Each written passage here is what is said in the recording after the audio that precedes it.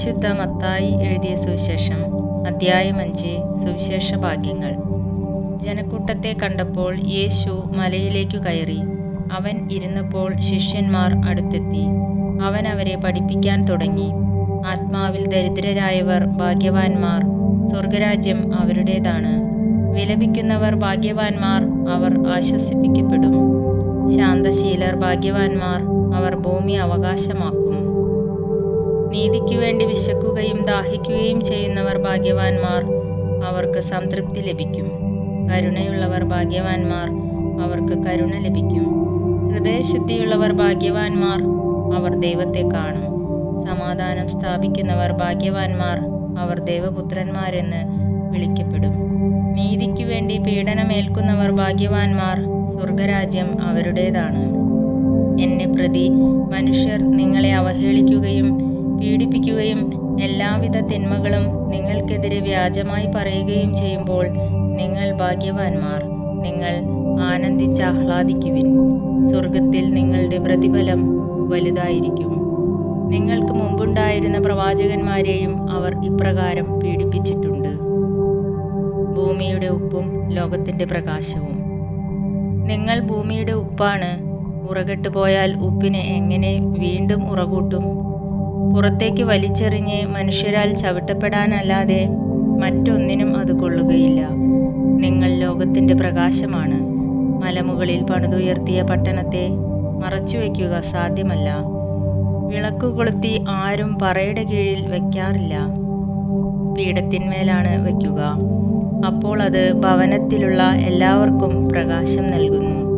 അപ്രകാരം മനുഷ്യർ നിങ്ങളുടെ സൽപ്രവൃത്തികൾ കണ്ട് സ്വർഗസ്ഥനായ നിങ്ങളുടെ പിതാവിനെ മഹത്വപ്പെടുത്തേണ്ടതിന് നിങ്ങളുടെ വെളിച്ചം അവരുടെ മുമ്പിൽ പ്രകാശിക്കട്ടെ. നിയമത്തിൻ്റെ പൂർത്തീകരണം. നിയമത്തെയോ പ്രവാചകന്മാരെയോ അസാധുവാക്കാനാണ് ഞാൻ വന്നതെന്ന് നിങ്ങൾ വിചാരിക്കരുത്. അസാധുവാക്കാനല്ല, പൂർത്തിയാക്കാനാണ് ഞാൻ വന്നത്. ആകാശവും ഭൂമിയും കടന്നു പോകുന്നതുവരെ സമസ്തവും നിറവേറുവോളം നിയമത്തിൽ നിന്ന് വള്ളിയോ പുള്ളിയോ മാറുകയില്ലെന്ന് സത്യമായി ഞാൻ നിങ്ങളോട് പറയുന്നു. ഈ പ്രമാണങ്ങളിൽ ഏറ്റവും നിസ്സാരമായ ഒന്ന് ലംഘിക്കാൻ മറ്റുള്ളവരെ പഠിപ്പിക്കുകയോ ചെയ്യുന്നവൻ സ്വർഗരാജ്യത്തിൽ ചെറിയവൻ എന്ന് വിളിക്കപ്പെടും. എന്നാൽ അത് അനുസരിക്കുകയും പഠിപ്പിക്കുകയും ചെയ്യുന്നവൻ സ്വർഗരാജ്യത്തിൽ വലിയവൻ എന്ന് വിളിക്കപ്പെടും. നിങ്ങളുടെ നീതി നിയമജ്ഞരുടെയും ഫരിസേയരുടെയും നീതിയെ അതിശയിക്കുന്നില്ലെങ്കിൽ നിങ്ങൾ സ്വർഗരാജ്യത്തിൽ പ്രവേശിക്കുകയില്ലെന്ന് ഞാൻ നിങ്ങളോട് പറയുന്നു. സഹോദരനുമായി രമ്യതപ്പെടുക. കൊല്ലരുത്. കൊല്ലുന്നവൻ ന്യായവിധിക്ക് അർഹനാകും എന്ന് പൂർവികരോട് പറയപ്പെട്ടതായി നിങ്ങൾ കേട്ടിട്ടുണ്ടല്ലോ. എന്നാൽ ഞാൻ നിങ്ങളോട് പറയുന്നു, സഹോദരനോട് കോപിക്കുന്നവൻ ന്യായവിധിക്ക് അർഹനാകും. സഹോദരനെ ബോഷ എന്ന് വിളിക്കുന്നവൻ ന്യായാധിപ സംഘത്തിൻ്റെ മുമ്പിൽ നിൽക്കേണ്ടി വരും. വിഡ്ഢി എന്ന് വിളിക്കുന്നവനാകട്ടെ നരകാഗ്നിക്ക് ഇരയായിത്തീരും. നീ ബലിപീഠത്തിൽ കാഴ്ചയർപ്പിക്കുമ്പോൾ നിന്റെ സഹോദരന് നിന്നോടെന്തെങ്കിലും വിരോധമുണ്ടെന്ന് അവിടെ വെച്ച് ഓർത്താൽ കാഴ്ചവസ്തു അവിടെ ബലിപീഠത്തിന് മുമ്പിൽ വെച്ചിട്ട് പോയി സഹോദരനോട് രമ്യതപ്പെടുക. പിന്നെ വന്ന് കാഴ്ചയർപ്പിക്കുക. നീ പ്രതിയോഗിയോട് വഴിക്ക് വെച്ച് തന്നെ വേഗം രമ്യതപ്പെട്ടുകൊള്ളുക. അല്ലെങ്കിൽ പ്രതിയോഗി നിന്നെ ന്യായാധിപനും ന്യായാധിപൻ സേവകനും ഏൽപ്പിച്ചു കൊടുക്കും. അങ്ങനെ നീ കാരാഗൃഹത്തിൽ അടയ്ക്കപ്പെടും. അവസാനത്തെ ചില്ലിക്കാശും കൊടുത്തുവിട്ടുവോളം നീ അവിടെ നിന്ന് പുറത്തു വരികയില്ലെന്ന് സത്യമായി ഞാൻ നിന്നോട് പറയുന്നു. വ്യഭിചാരം ചെയ്യരുത്. വ്യഭിചാരം ചെയ്യരുത് എന്ന് കൽപ്പിച്ചിട്ടുള്ളത് നിങ്ങൾ കേട്ടിട്ടുണ്ടല്ലോ. എന്നാൽ ഞാൻ നിങ്ങളോട് പറയുന്നു, ആസക്തിയോടെ സ്ത്രീയെ നോക്കുന്നവൻ ഹൃദയത്തിൽ അവളുമായി വ്യഭിചാരം ചെയ്തു കഴിഞ്ഞു. വലത്തുകണ്ണ് നിനക്ക് പാപഹേതുവാകുന്നുവെങ്കിൽ അത് ചൂഴ്ന്നെടുത്ത് എറിഞ്ഞുകളയുക. ശരീരമാകെ നരകത്തിലേക്ക് എറിയപ്പെടുന്നതിനേക്കാൾ നല്ലത് അവയവങ്ങളിലൊന്ന് നഷ്ടപ്പെടുകയാണ്. വലത്തുകരം നിനക്ക് പാപഹേതുവാകുന്നുവെങ്കിൽ അത് വെട്ടി ദൂരെ എറിയുക. ശരീരമാകെ നരകത്തിൽ പതിക്കുന്നതിനേക്കാൾ നല്ലത് അവയവങ്ങളിലൊന്ന് നഷ്ടപ്പെടുകയാണ്. വിവാഹമോചനം. ഭാര്യയെ ഉപേക്ഷിക്കുന്നവൻ അവൾ അവർക്ക് ഉപേക്ഷാപത്രം കൊടുക്കണം എന്ന് കൽപ്പിച്ചിട്ടുണ്ടല്ലോ. എന്നാൽ ഞാൻ നിങ്ങളോട് പറയുന്നു, പരസംഗം നിമിത്തമല്ലാതെ ഭാര്യയെ ഉപേക്ഷിക്കുന്നവൻ അവളെ വ്യഭിചാരിണിയാക്കുന്നു. ഉപേക്ഷിക്കപ്പെട്ടവളെ പരിഗ്രഹിക്കുന്നവനും വ്യഭിചാരം ചെയ്യുന്നു. ആണയിടരുത്. വ്യാജമായി ആണയിടരുത്. കർത്താവിനോട് ചെയ്ത ശപഥം നിറവേറ്റണമെന്ന് പൂർവികരോട് കൽപ്പിച്ചിട്ടുള്ളതായി നിങ്ങൾ കേട്ടിട്ടുണ്ടല്ലോ. എന്നാൽ ഞാൻ നിങ്ങളോട് പറയുന്നു, ആണയിടുകയേ അരുത്. സ്വർഗത്തെക്കൊണ്ട് ആണയിടരുത്, അത് ദൈവത്തിൻ്റെ സിംഹാസനമാണ്.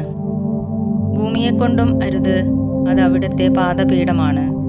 ജെറുസലേമിനെ കൊണ്ടും അരുത്, അത് മഹാരാജാവിൻ്റെ നഗരമാണ്. നിന്റെ ശിരസ്സിനെ കൊണ്ടും ആണയിടരുത്, അതിലെ ഒരു മുടിയിഴ വെളുപ്പിക്കാനോ കറുപ്പിക്കാനോ നിനക്ക് സാധിക്കുകയില്ല. നിങ്ങളുടെ വാക്ക് അതെ അതെ എന്നോ അല്ല അല്ല എന്നോ ആയിരിക്കട്ടെ. ഇതിനപ്പുറമുള്ളത് ദുഷ്ടനിൽ നിന്ന് വരുന്നു. തിന്മയെ നന്മ കൊണ്ട് ജയിക്കുക. കണ്ണിനു പകരം കണ്ണ്, പല്ലിനു പകരം പല്ല് എന്ന് പറഞ്ഞിട്ടുള്ളത് നിങ്ങൾ കേട്ടിട്ടുണ്ടല്ലോ. എന്നാൽ ഞാൻ നിങ്ങളോട് പറയുന്നു, ദുഷ്ടനെ എതിർക്കരുത്. വലത്തുകരണത്തടിക്കുന്നവനെ മറ്റേ കരണം കൂടി കാണിച്ചു കൊടുക്കുക. നിന്നോട് വ്യവഹരിച്ച് നിന്റെ ഉടുപ്പ് കരസ്ഥമാക്കാൻ ഉദ്യമിക്കുന്നവനെ മേലങ്കി കൂടി കൊടുക്കുക. 1 മൈൽ ദൂരം പോകാൻ നിന്നെ നിർബന്ധിക്കുന്നവനോടുകൂടെ 2 മൈൽ ദൂരം പോകുക. ചോദിക്കുന്നവന് കൊടുക്കുക. വായ്പ വാങ്ങാൻ ഇച്ഛിക്കുന്നവനിൽ നിന്ന് ഒഴിഞ്ഞു മാറരുത്. ശത്രുക്കളെ സ്നേഹിക്കുക. അയൽക്കാരനെ സ്നേഹിക്കുക, ശത്രുവിനെ ദ്വേഷിക്കുക എന്ന് പറഞ്ഞിട്ടുള്ളത് നിങ്ങൾ കേട്ടിട്ടുണ്ടല്ലോ. എന്നാൽ ഞാൻ നിങ്ങളോട് പറയുന്നു, ശത്രുക്കളെ സ്നേഹിക്കുവിൻ, നിങ്ങളെ പീഡിപ്പിക്കുന്നവർക്ക് വേണ്ടി പ്രാർത്ഥിക്കുവിൻ.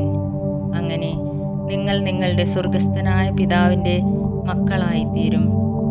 അവിടുന്ന് ശിഷ്ടരുടെയും ദുഷ്ടരുടെയും മേൽ സൂര്യനെ ഉദിപ്പിക്കുകയും നീതിമാന്മാരുടെയും നീതിരഹിതരുടെയും മേൽ മഴ പെയ്യിക്കുകയും ചെയ്യുന്നു. നിങ്ങളെ സ്നേഹിക്കുന്നവരെ നിങ്ങൾ സ്നേഹിച്ചാൽ നിങ്ങൾക്ക് എന്ത് പ്രതിഫലമാണ് ലഭിക്കുക? ചുങ്കക്കാർ പോലും അതുതന്നെ ചെയ്യുന്നില്ലേ? സഹോദരങ്ങളെ മാത്രമേ നിങ്ങൾ അഭിവാദനം ചെയ്യുന്നുള്ളൂവെങ്കിൽ വിശേഷവിധിയായി എന്താണ് നിങ്ങൾ ചെയ്യുന്നത്? വിജാതീയരും അതുതന്നെ ചെയ്യുന്നില്ലേ? അതുകൊണ്ട് നിങ്ങളുടെ സ്വർഗസ്ഥനായ പിതാവ് പരിപൂർണനായിരിക്കുന്നത് പോലെ നിങ്ങളും പരിപൂർണരായിരിക്കുവിൻ.